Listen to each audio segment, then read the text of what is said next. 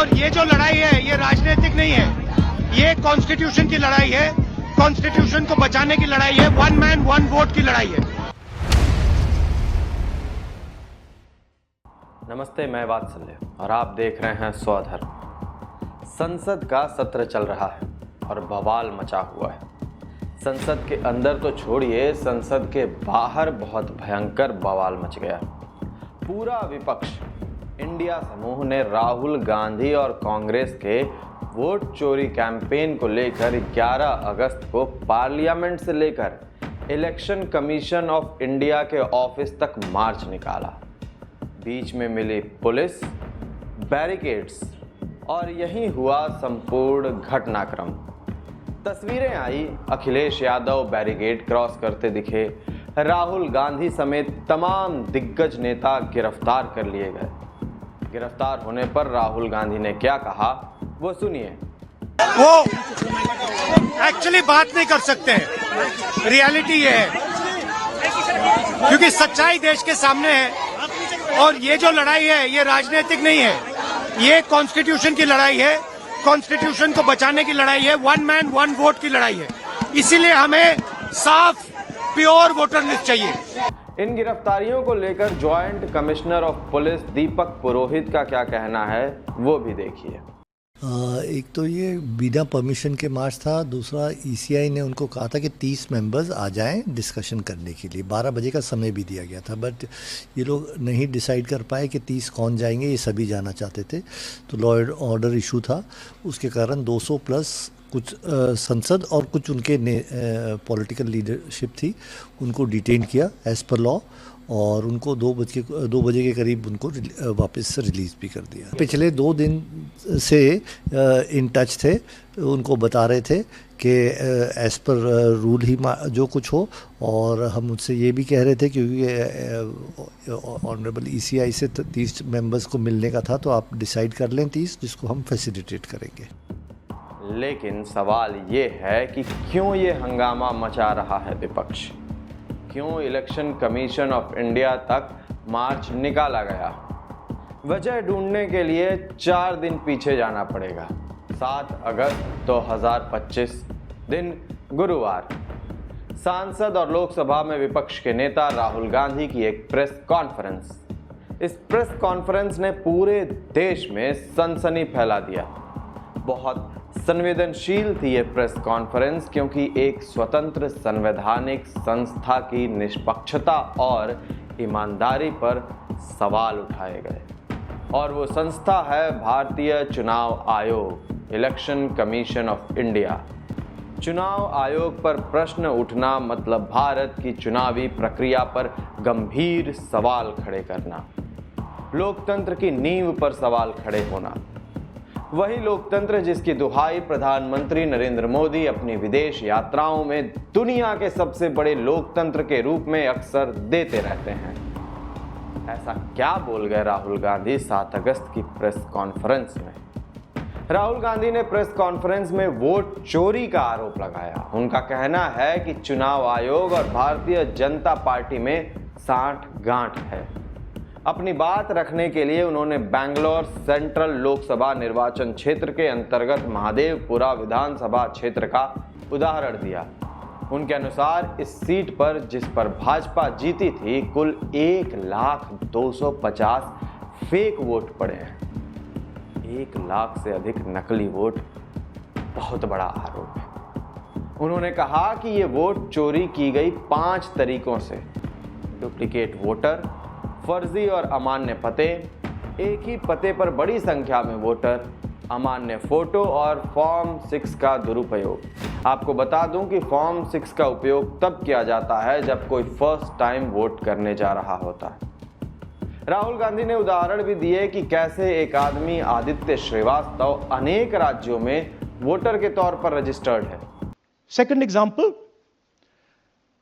Same voter voting in multiple polling booths in Karnataka in the assembly, and also voting in Uttar Pradesh, voting in Lucknow, voting in Varanasi. Zoom in, no, show the name. This is the gentleman called Aditya Srivastava. ऊपर जाओ, just zoom out for a second. Yeah, just zoom into the top two there. He votes in booth number 458, same person. He votes again in booth number 459, same person. Go down. And then this gentleman goes Karnataka, Uttar Pradesh, Karnataka, and Maharashtra. So he's got his name on 4 lists, different states, different polling booths. And I remind you, this is not an individual. There are thousands and thousands of these people that we found. Duplicate voters was what, 11,000? So there are 11,000 people who are voting 3 times, 4 times, multiple times. दूसरा उदाहरण दिया एक महिला शकुन रानी का, जिसने अपने नाम में हल्का सा फेरबदल करके एक ही विधानसभा के 2 अलग अलग बूथों पर वोट डालने के लिए एलिजिबिलिटी हासिल कर ली है. There's a lady called Shakun Rani, 70-year-old. 70-year-old. Zoom out. That's her.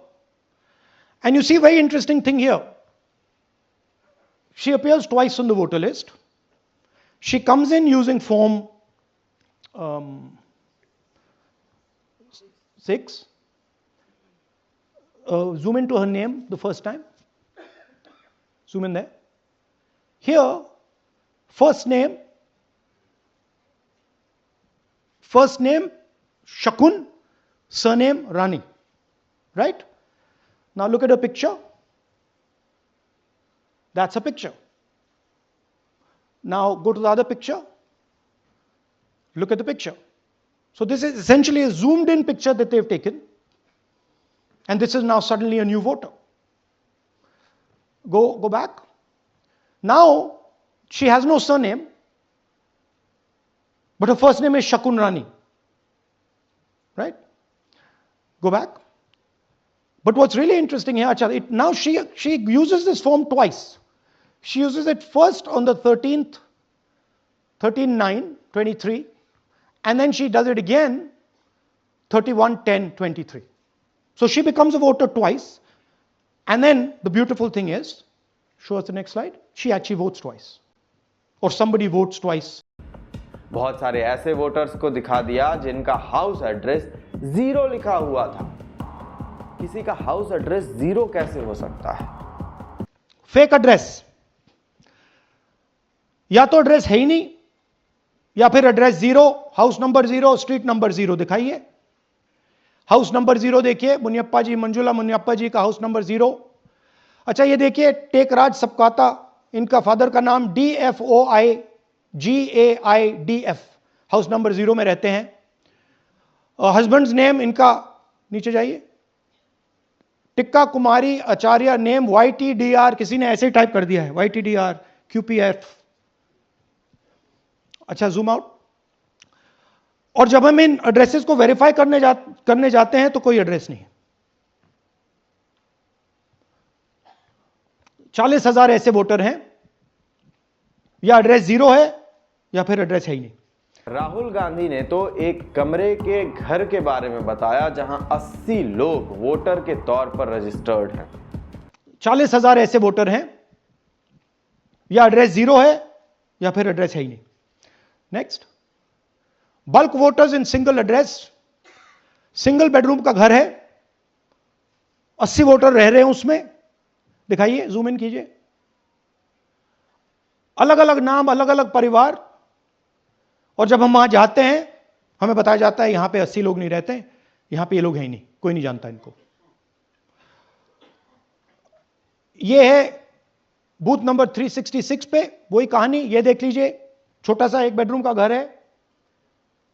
Zoom in कीजिए. ये सब लोग इलेक्शन कमीशन के मुताबिक, ये सब लोग इस घर में रहते हैं. और जब हम वहां जाते हैं एक भी नाम नहीं मिलता, और वहां के लोग कहते नहीं ऐसे, इन लोगों को हम नहीं जानते. Zoom out. 10,000 से ज्यादा वोटर सिंगल एड्रेस में गए. भारतीय चुनाव व्यवस्था पर विपक्ष ने, राहुल गांधी ने बहुत गंभीर और संवेदनशील सवाल खड़े किए हैं. उन्होंने अपने YouTube चैनल पर एक शॉर्ट वीडियो भी डाला और वोट चोरी कैंपेन लॉन्च कर दिया. कैंपेन के लिए बाकायदा एक वेबसाइट तक के बारे में बताया जहां सारा डेटा उपलब्ध है और लोगों से इस कैंपेन से जुड़ने की अपील की। आप भी वो वीडियो देख सकते हैं। It is critical that we expose voter चोरी। इस कैंपेन का पूरा समर्थन कीजिए। Please support this campaign fully. हमारे वेबसाइट पे पूरा का पूरा इंफॉर्मेशन है, डेटा है। आप इस मूवमेंट में शामिल होइए और हिंदुस्तान में जो वोटर चोरी हो रही है उसको रोकने का काम कीजिए। धन्यवाद। राहुल गांधी का कहना है कि उन्होंने जो भी सबूत पेश किए हैं उनका स्रोत स्वयं चुनाव आयोग है। दूसरी ओर भारत निर्वाचन आयोग ने रविवार 10 अगस्त 2025 को राहुल गांधी को नोटिस जारी किया, जिसमें उनसे 7 अगस्त को नई दिल्ली में आयोजित इस प्रेस कॉन्फ्रेंस में बेंगलुरु सेंट्रल लोकसभा सीट के अंतर्गत महादेवापुरा विधानसभा क्षेत्र में वोट चोरी के आरोपों को साबित करने वाले दस्तावेज उपलब्ध कराने को कहा गया है ताकि इस पर विस्तृत जांच की जा सके। कर्नाटक के मुख्य निर्वाचन अधिकारी यानी सीईओ वी अंबु कुमार द्वारा हस्ताक्षरित इस नोटिस में कहा गया कि सीईओ के कार्यालय द्वारा की गई प्रारंभिक जांच में ये भी सामने आया है कि राहुल गांधी द्वारा प्रस्तुति में दिखाया गया टिक मार्क वाला दस्तावेज मतदान अधिकारियों द्वारा जारी किया गया दस्तावेज नहीं था। जवाब में राहुल गांधी ने क्या कहा वो देखिए। मुझसे इलेक्शन कमीशन एफिडेविट मांगता है। ನನ್ನತ್ರಿಂದ ಇವತ್ತು ಚುನಾವಣೆ ಆಯೋಗ ಪ್ರಮಾಣ ಪತ್ರ ಕೇಳ್ತಾ ಇದ್ದಾರೆ। मुझसे कहता है कि मुझे ओथ लेना है। ಅವ್ರು ನನಗೆ ಕೇಳ್ತಾ ಇದ್ದಾರೆ ನಿಮ್ಮ ಮುಂದೆ ಬಂದು ಪ್ರಮಾಣ ಮಾಡಿ ಅಂತ ಹೇಳಿ। मैंने पार्लियामेंट के सामने, पार्लियामेंट के अंदर ओथ लिया है। ನಾನು इस संविधान के सामने ओथ लिया है। इस पर हाथ डाल के वोट लिया है। इस पे हाथ डालकर ओथ लिया है। ನಾನು ಸಂಸತ್ ಭವನದಲ್ಲಿ ಪ್ರತಿಜ್ಞೆ ಮಾಡಿದ್ದೀನಿ। वोट चोरी का मुद्दा कोई मामूली मुद्दा नहीं है, विशेष रूप से तब जब बेईमानी की छींटें चुनाव आयोग पर पड़ रही हों। चुनाव आयोग एक संवैधानिक संस्था है जिस पर दायित्व है कि वो देश के निष्पक्ष चुनाव कराए। यदि चुनाव आयोग अपने इस दायित्व को निभाने में चूक रहा है तो वास्तव में ये लोकतंत्र पर बहुत बड़ा खतरा है। इस पूरे मुद्दे पर आपकी क्या राय है, कमेंट करके अवश्य बताएं। धन्यवाद।